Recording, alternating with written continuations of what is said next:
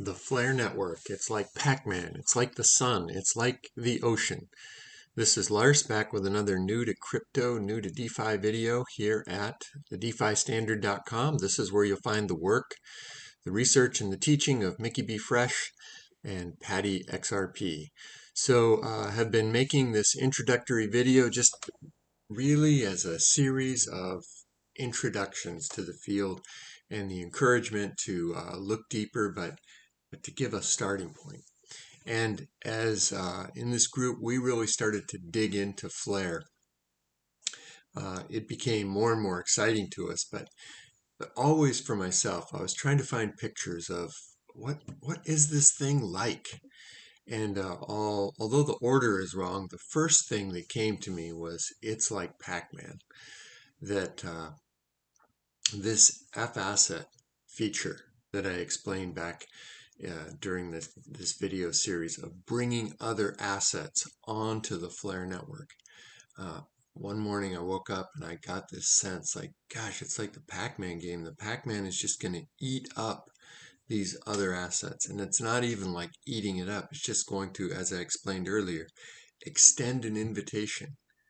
And these other assets like XRP, like Dogecoin, Litecoin, eventually Bitcoin, eventually the hard assets like gold and things like that coming over to the Flare network. This image of Pac-Man just chomping it up.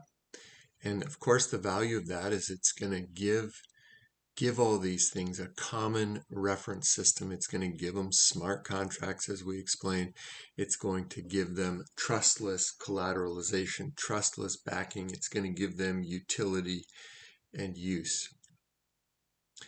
And it wasn't long after that that the next image came up for me that, gosh, Flare is like, it's like the sun in the solar system. If you take all of the different cryptocurrencies we have and you consider that all of them are planets revolving around some sun. We in the XRP community, we used to think that it was going to be XRP, and XRP has this term, all the value, all the money is going to come on it. That's what it is. It's not all the value, it's all the money. And that it's going to transact quickly and it's all going to get onboarded onto XRP. And as we looked into Flare, it became apparent that actually all the value, that's what Flare is after, inviting all of the value onto the Flare network. And then to use the FTSO and give it pricing all relative to each other. And if you think of our solar system, that's the job of the sun. The sun sits there at the center of our solar system. The gravity, the electric fields, all of that provided by the sun, and the planets orbit around the sun in relationship to the sun. And I guess it was that realization of Flare being the sun that really gave me a sense of another big jump of a sense into the sort of game that they're up to. This, if Flare is successful, will be the definition, the center, the sun of the upcoming financial system. Why won't it be Ethereum? Why won't it be Bitcoin? Why won't it be one of all of those other things? Well, there's reasons that it won't be Bitcoin is it doesn't have smart contracts. It's not going to have any functional utility. There's a reason it's not going to be Ethereum. Ethereum doesn't scale well. Ethereum has become so expensive at this tiny amount of value that it's currently doing, right? It's grown a lot, but it's still tiny compared to all the value in the world. Ethereum isn't going to scale well for that because you have to use the value of the system to secure the system. Now, Flare gets away from these limitations. And that's worth all the time you have to dig deep into it. Is Flare going to succeed? Well, we're sitting here talking about something in the future. Could something different happen so that this It's not flare that becomes the sun. I suppose, of course, that is possible. And what looks clear at this point is that flare at least has created a system that is consistent with the requirements for becoming the sun in the solar system. Because it's a utility fork of XRP, it is consistent with the functioning of the XRP ledger.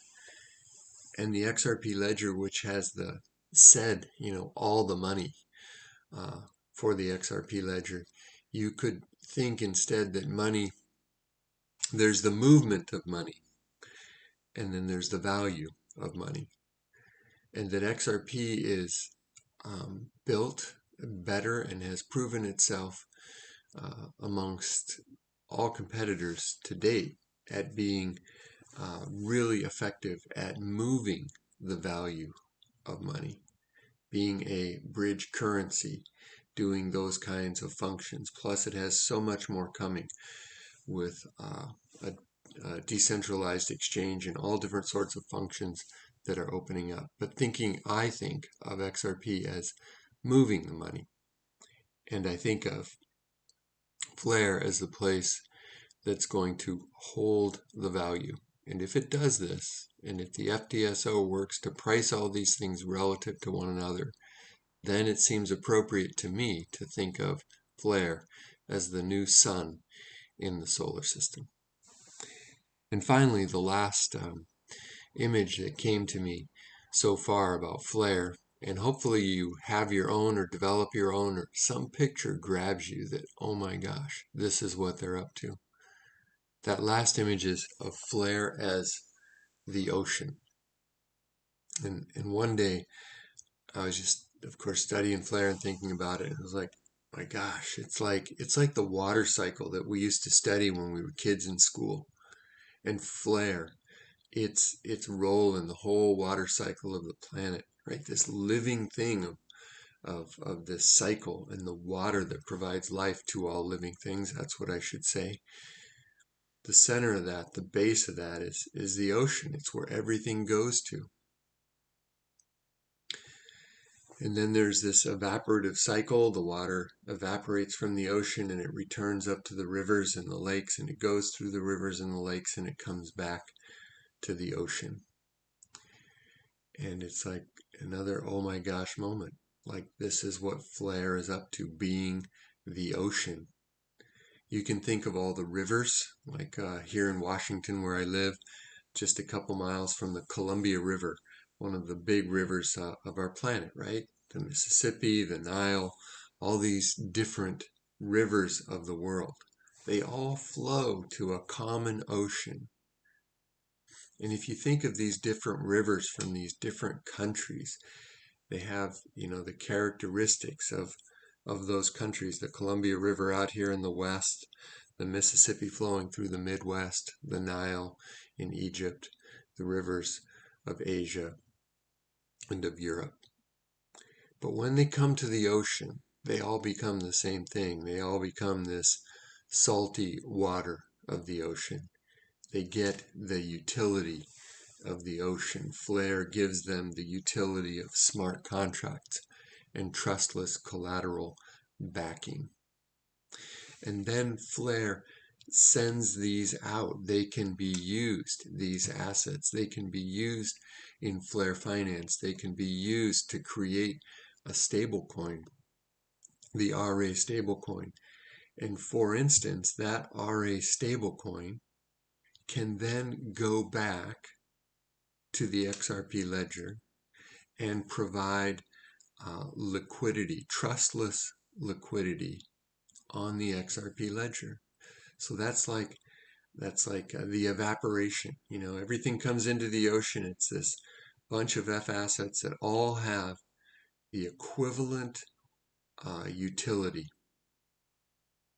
And then you can make an RA stablecoin as one simple example. And that can evaporate up that can come up from the ocean, can go back to the top of the XRPL river, and it can become this essential trustless liquidity that the XRP ledger needs to do its function. And so this image of the ocean, again, it's another just huge image, right? Like the sun at the center of the solar system, the ocean at the center of the water cycle. And then you think of Pac-Man, that when Flare Network starts up, when it was announced, in fact, it had chomped like a Pac-Man, the XRP token, that it could be minted as the FXRP asset. Not long after that, Litecoin was announced, that Litecoin could become FLTC. And after that, the Doge could become FDoge. And after that, that XLM could become FXLM. And this process of Pac-Man eating up one after the other, if Flare is successful in this venture, we're going to have Flare become the sun of the solar system of cryptocurrencies and of the economic system of the planet. Flare is going to be the ocean of the system of all of the liquidity and the value of the financial system. So those are images that have been helpful to me. I wanted to share them because at least for me, when I have an image, then it's a lot easier for me to make decisions. All right, so I hope this will serve as an introduction to Flare, these last 4 videos, and the invitation to go and dig as deeply as you have energy for. You're going to find amazing information here at the DeFiStandard.com. The work of Mickey B. Fresh and Patty XRP has done so much work on this website. Mickey's YouTube channel is a great resource. There's a listener's guide right on the DeFiStandard.com that kind of sorts out the videos so you can listen to them by topic. And then I want to make an invitation, a recommendation actually, that you consider, if you're not already doing it, to be a part of Mickey's Patreon. And the reason for that is that there's ongoing discussion by not just Mickey, not just Patty, not just myself, but by a whole team of people that have come together who are very, very interested in Flare Finance, and all of the different things that are coming into being. And none of this is financial advice. I'm not a financial advisor. No one here is. But if you're going to be making decisions about these tokens, these assets that you own, the more knowledge you have, the greater chance you're going to have of making good decisions. And the decisions that are made about the Flare network, especially in the beginning, are going to be decisions that can produce incredible amounts of yield if done in a way where you understand what Flare is up to, being the Pac-Man, being the sun, being the ocean, and Flare setting up a reward system that will reward us for being in the right place as they make their move to become this kind of a new network on our planet. All right, hope this is helpful, and I'll be back with another video, probably going into Flare Finance next. Thanks a lot. Bye.